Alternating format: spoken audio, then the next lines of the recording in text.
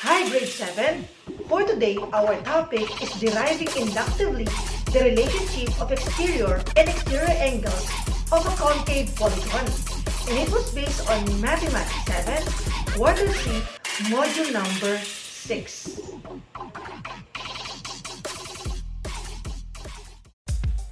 Hi math lovers! Are you ready? Let's learn! Have fun! Because mathematics is fun! What I need to know. For our objectives, number 1, find the sum of all the exterior and interior angles of any convex polygon. Number 2, identify the measure of each exterior and interior angles of a regular polygon. Number 3, solve for the missing angle of the given polygon. And number 4, construct a connected dots tessellation using convex polygons. What is it? Name the polygons.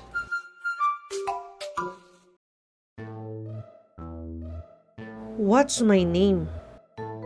In the study of interior and exterior angles of polygon, it is important to be able to identify the different kinds of polygons according to the number of sides.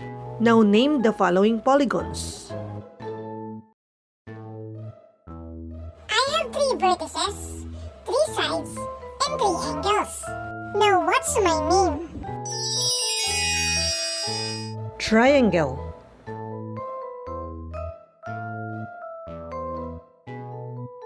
I have 7 vertices, 7 sides, and 7 angles. Now what's my name? Heptagon.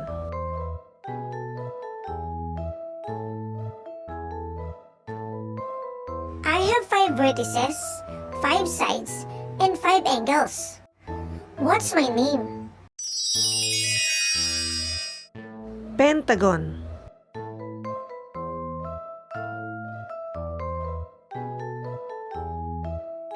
I have 10 vertices, 10 sides, and 10 angles. What's my name? Decagon.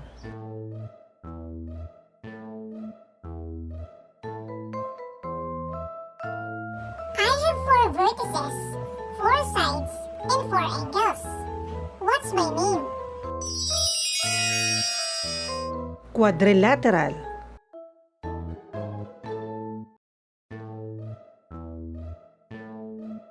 I have 8 vertices, 8 sides, and 8 angles. Now what's my name? Octagon.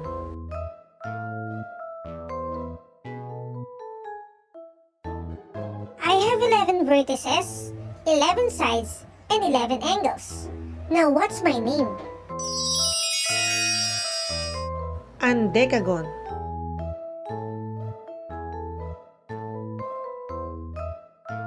I have 6 vertices, 6 sides, and 6 angles. Now what's my name? Hexagon.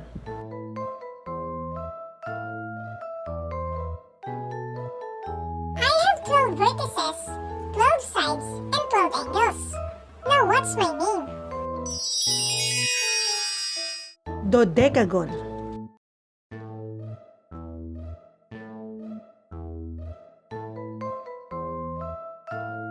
I have 9 vertices, 9 sides, and 9 angles. Now what's my name? Nonagon. The sum of the measures of the interior angles of a triangle. Let's try this. First, I will use paper folding for more accurate measurement.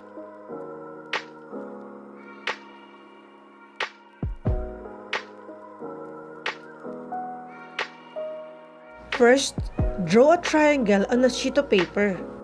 Label the vertices A, B, and C as shown on the right. Then cut the triangle. Second step, Cut the triangle along the dotted lines to separate the three angles.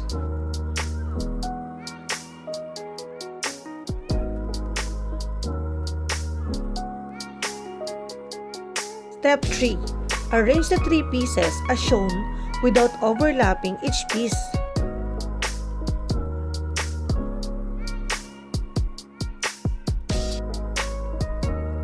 Step 4. What can you conclude about the sum of the three angles? Now you can use protractor for more accurate measurement.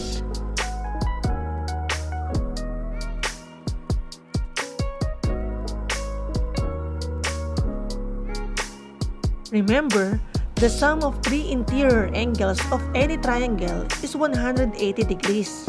In symbols, the measure of angle 1 plus the measure of angle 2 plus the measure of angle 3 is equal to 180 degrees. Here are our examples. To solve for the missing angle, simply add the two given angle, then subtract their sum from 180 degrees. Determine the measure of the missing angle. The following angles are 38 degrees and 105 degrees. Now what is the missing angle? For our solution, we have to add the two angles.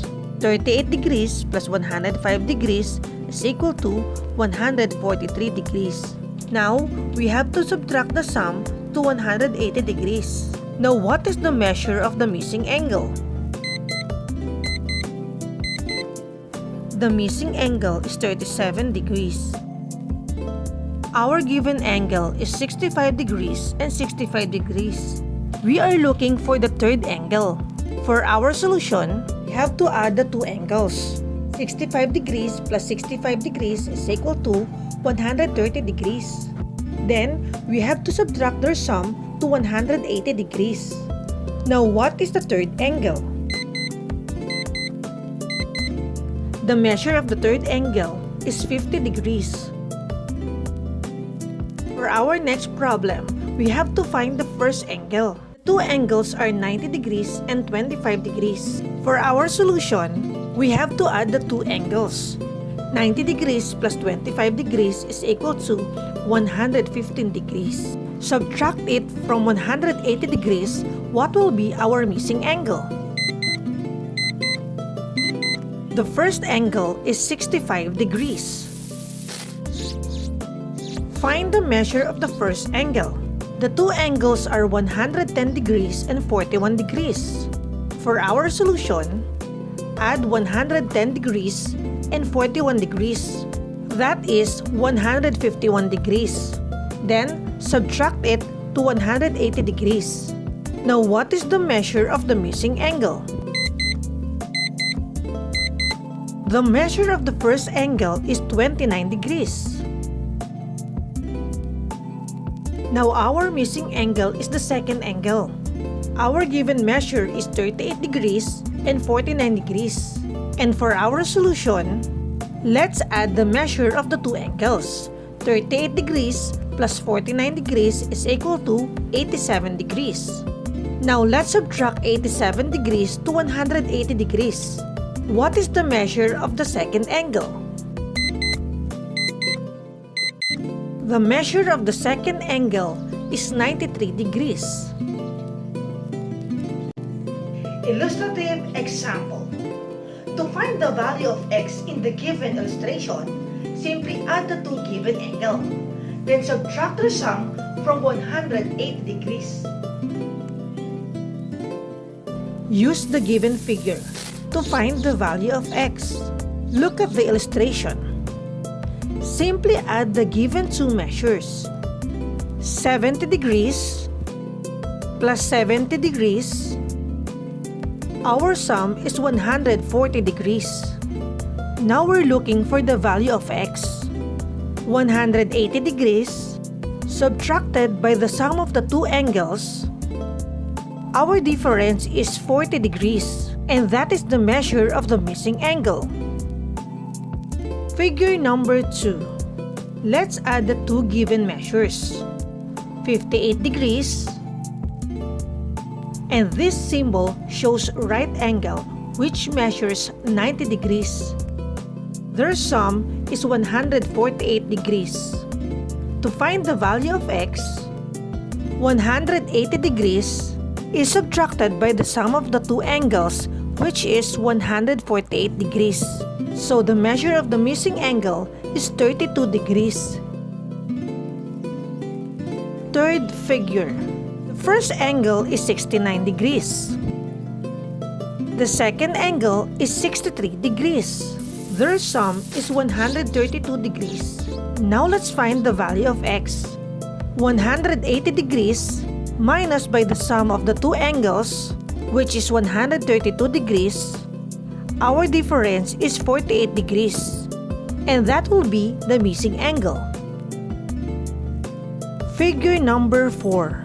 Angle 1, 95 degrees. Angle 2, 46 degrees. Their sum is 141 degrees. Now we can find the value of x. 180 degrees minus the sum of the two angles, which is 141 degrees. That is 39 degrees. Figure number 5. The first angle is a right angle, and it measures 90 degrees. The second angle is 62 degrees, and their sum is 152 degrees. Now we can find the value of x. 180 degrees subtracted by the sum of the two angles, giving us the difference of 28 degrees, and that is the measure of the last angle. The sum of the measures of the interior angles of a convex polygon.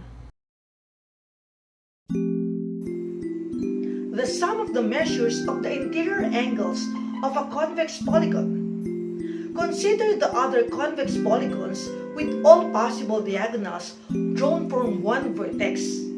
The diagonals will divide the given polygons into triangles. Remember that the sum of interior angles of each triangle is 180 degrees. Analyze the table given below. Name of polygons, number of sides, number of triangles formed, and sum of interior angles.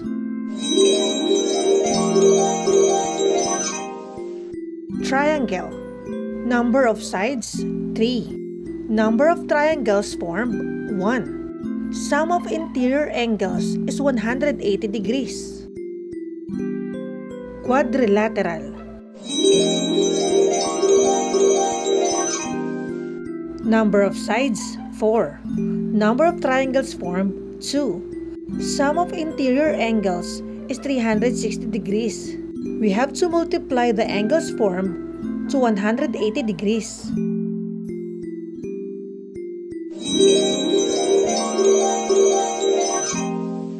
Pentagon. Number of sides, 5. Number of triangles formed, 3. The sum of interior angles is 540 degrees. Multiply the triangles formed to 180 degrees.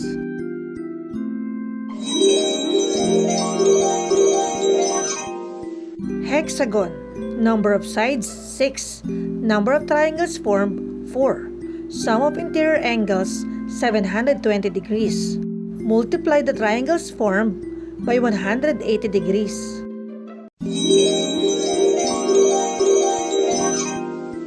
Heptagon. Number of sides, 7. Number of triangles formed, 5. Sum of interior angles is 900 degrees. Multiply the number of triangles formed to 180 degrees.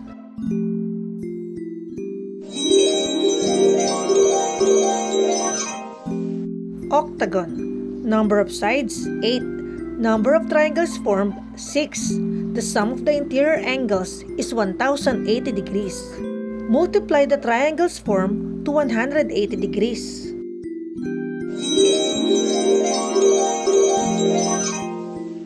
Nonagon. Number of sides, 9. Number of triangles formed, 7. Sum of interior angles, 1260 degrees. Multiply 180 degrees to the number of triangles formed.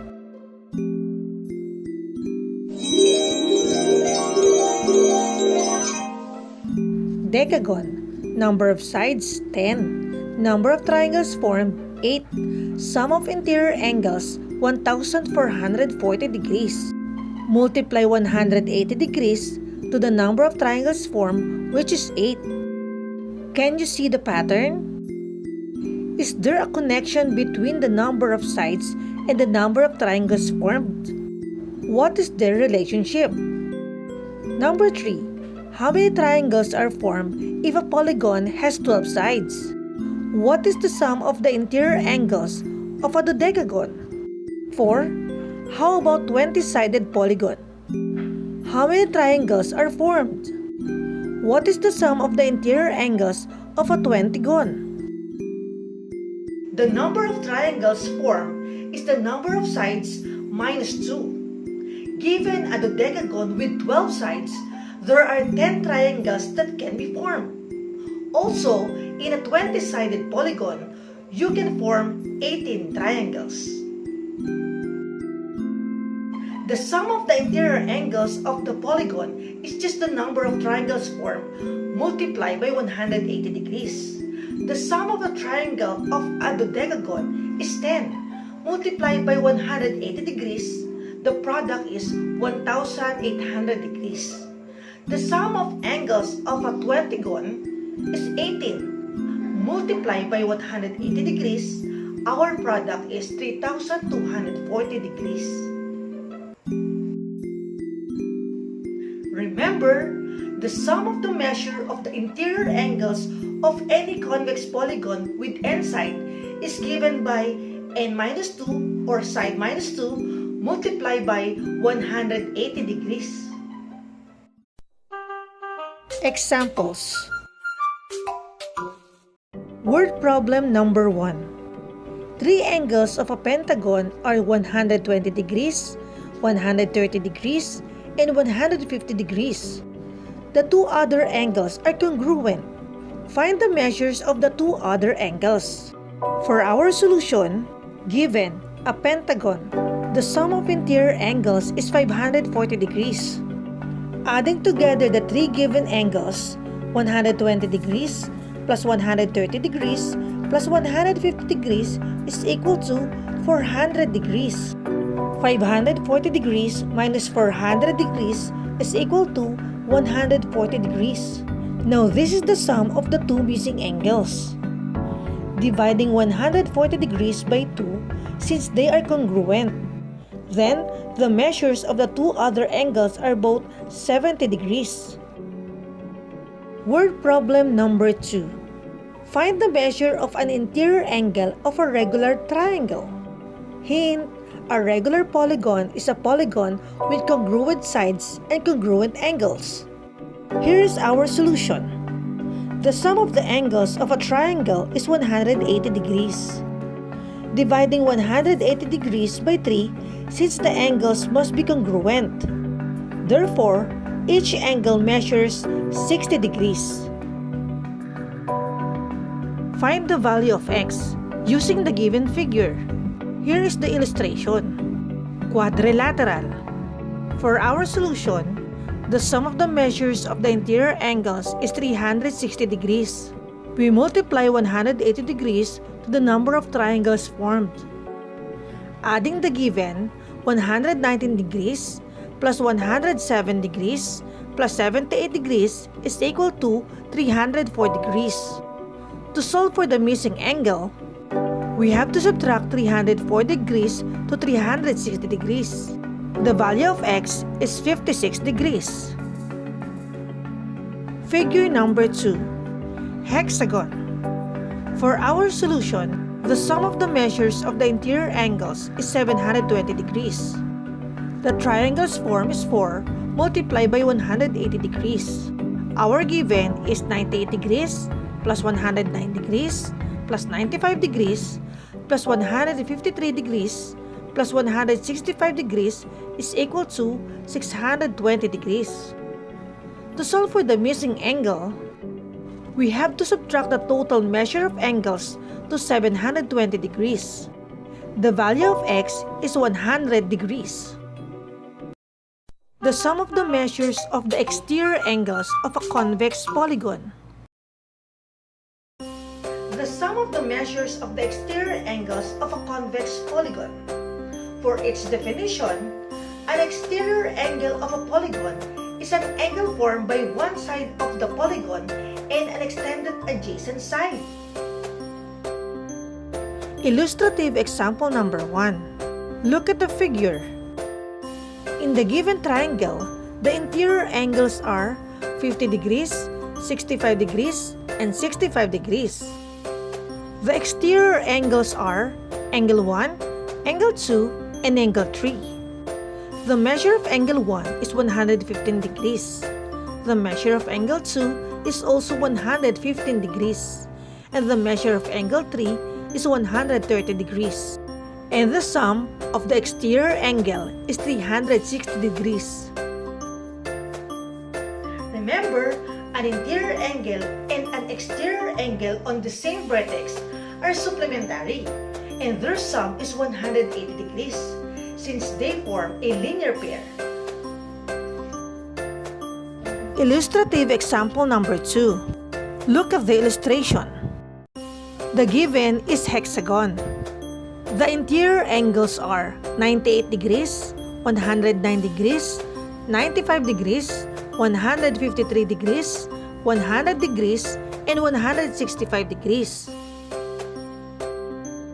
The exterior angles are 82 degrees, 71 degrees, 85 degrees, 27 degrees, 80 degrees, and 15 degrees. Now, the sum of the exterior angle is 360 degrees. Remember, the sum of the measures of the exterior angles, one at each vertex, of any convex polygon is always 360 degrees. References.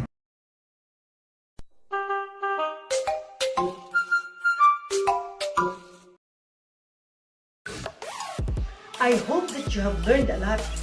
Thanks for watching. Bye!